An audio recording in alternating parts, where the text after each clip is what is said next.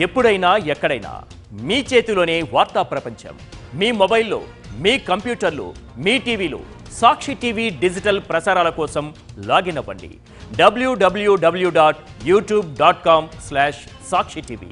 Subscribe సాక్షి TV YouTube channel. ఏటికేడు రోడ్లపైకి వచ్చే వాహనాలు పెరుగుతున్నాయి గాని రోడ్లు మాత్రం అలాగే ఉంటున్నాయి.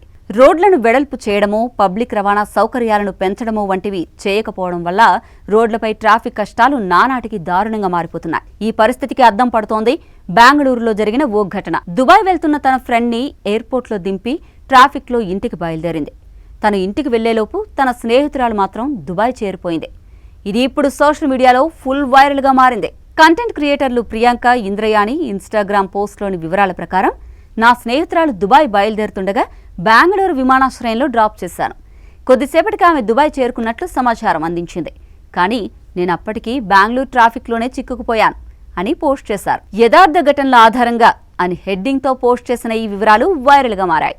ఇప్పటి వరకు ఈ పోస్టుకు 19 మిలియన్లకు పైగా వ్యూస్, మిలియన్ కంటే ఎక్కువ లైక్లు వచ్చాయి. దీనిపై నెటిజన్లు రకరకాలుగా రియాక్ట్ అవుతున్నారు. బెంగళూరులో కారులో కిలోమీటర్ వెళ్తే 3 గంటలు, కాలినడకడం ద్వారా వెళితే 10 నిమిషాలే పడుతుంది అని ఓ యూజర్ కామెంట్ చేశాడు.